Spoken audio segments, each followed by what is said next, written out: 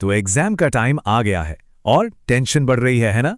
कोई बात नहीं, बिल्कुल सही जगह पर हैं क्योंकि हम यहाँ बायोलॉजी के सबसे जरूरी टॉपिक्स का एक क्विक रिवीजन करने वाले हैं।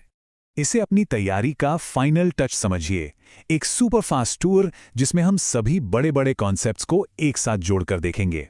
तो तैयार हैं? चलिए शुरू करते हैं। देखिए, किसी भी बड़ी कहानी को समझने के लिए हमेशा उसकी सबसे छोटी इकाई से शुरुआत करनी पड़ती है, और बायोलॉजी की दुनिया में वो इकाई और कुछ नहीं बल्कि कोशिका यानी सेल है। ठीक है, तो ये कहानी शुरू होती है 1665 में। रॉबर्ट हुक अपने माइक्रोस्कोप से कॉक को देख रहे थे और उन्हें मधुमक्खी के छत्ते जैसे छोटे छोटे कमरे दिखाई दिए। उन्होंने इसे नाम दिया सेल।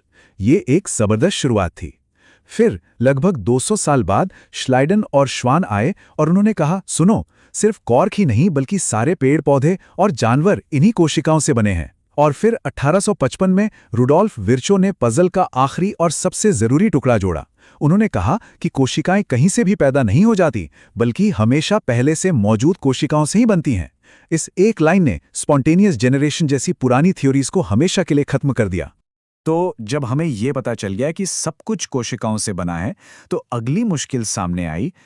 भाई, इन कोशिकाओं से बने लाखों करोड़ों जीवों को पहचाना कैसे जाए? उन्हें कोई नाम तो देना पड़ेगा ना। और इसी मुश्किल का हल लेकर आए कार्ल लिनियस अपने ब्रिलियंट सिस्टम के साथ।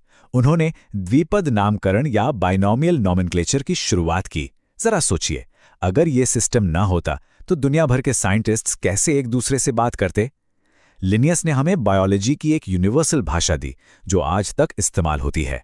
अच्छा, अगली बड़ी छलांग थी ये समझना कि हमारी आंखों के सामने जो दुनिया है उसके अलावा एक और दुनिया भी है, एक अनदेखी अदृश्य दुनिया, माइक्रो ऑर्गेनिजम्स की दुनिया जो हर चीज पर असर डाल रही है। और इस अनदेखी दुनिया का दरवाजा खोला लुई पास्चर ने। उन्होंने साबित किया कि फर्मेंटेशन यानी दूध से दही बनना या आटे में खमीर उठना, ये सब जादू नहीं है बल्कि छोटे छोटे जीवों का काम है। ये एक गेम चेंजिंग खोज थी। इसी से जर्म थ्योरी और पास्चुराइजेशन जैसे आइडियाज का रास्ता खुला, जिसने मेडिसिन और फूड इंडस्ट्री को हमेशा के लिए बदल दिया। अब हम आते हैं मॉडर्न बायोलॉजी के सबसे बड़े, सबसे सेंट्रल आइडिया पर, वो थियरी जो इस धरती पर मौजूद हर जीव को एक दूसरे से जोड़ती है, एक बहुत बड़े फैमिली ट्री की तरह। जी हाँ, हम बात कर रहे हैं चार्ल्स डार्विन और उनके विकासवाद के सिद्धांत की।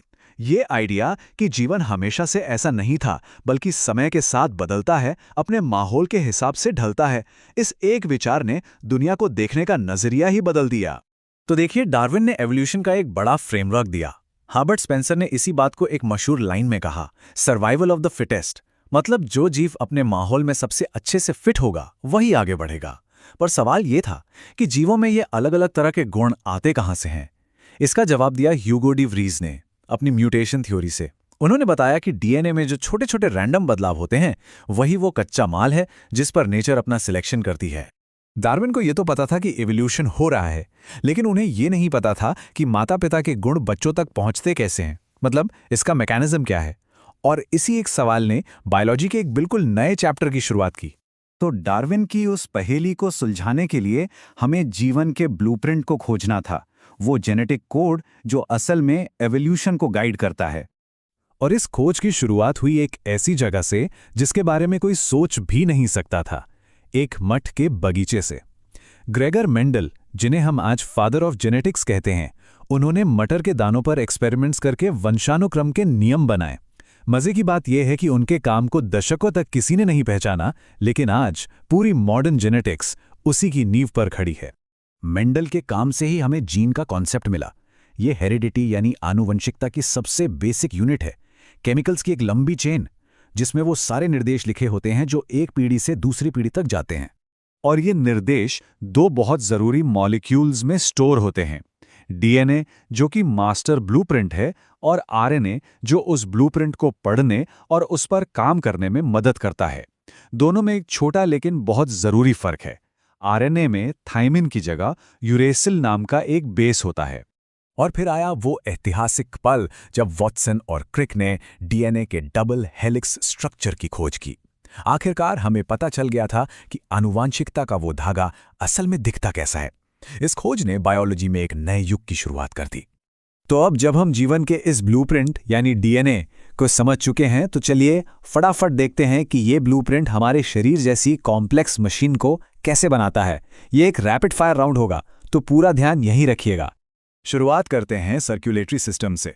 हमारे दिल में 4 चेंबर होते हैं। इसी वजह से ये एक डबल पंप की तरह काम कर पाता है और पूरी बॉडी में ऑक्सीजन वाले खून को एफिशिएंटली भेजता है। और इस पंप से जुड़ा एक बहुत ज़रूरी नंबर है, ब्लड प्रेशर। एक हेल्दी अडल्ट के लिए नॉर्मल रीडिंग 120/80 मानी जाती है। ऊपर वाला नंबर दिल के धड़कने के प्रेशर को दिखाता है और नीचे वाला 2 धड़कनों के बीच के प्रेशर को। अब बात नर्वस सिस्टम की। हमारे शरीर में 12 जोड़ी क्रेनियल नर्व्स और 31 जोड़ी स्पाइनल नर्व्स होती हैं। यही वो तार हैं जो हमारे शरीर का पूरा कम्युनिकेशन नेटवर्क बनाते हैं। हमारा स्केलेटल सिस्टम भी कमाल का है। शरीर की सबसे छोटी हड्डी स्टेपीज हमारे कान में होती है और आवाज को एम्पलीफाई करती है। वहीं सबसे बड़ी हड्डी फीमर हमारी जांघ की हड्डी है जो पूरे शरीर का वजन उठाती है। देखिए साइज और फंक्शन में कितना जबरदस्त अंतर है। और आखिर में एक बहुत ही फंडामेंटल फैक्ट, हमारा शरीर 7 से 7.8 की एक बहुत ही पतली पीएच रेंज में काम करता है। अगर ये बैलेंस जरा सा भी बिगड़ा तो हमारे एंजाइम्स काम करना बंद कर देंगे। ये होम्योस्टेसिस यानी शरीर के अंदरूनी संतुलन का एक बेहतरीन एग्जाम्पल है। तो हमने रॉबर्ट हुक की एक सिंपल सी खोज से लेकर डीएनए की जटिल दुनिया तक का सफर तय किया। बायोलॉजी असल में सवाल पूछने और उनके जवाब ढूंढने की ही तो कहानी है। तो अब सोचने वाली बात यह है कि अगला बड़ा सवाल क्या होगा और क्या उसका जवाब खोजने वालों में से एक नाम हमारा होगा।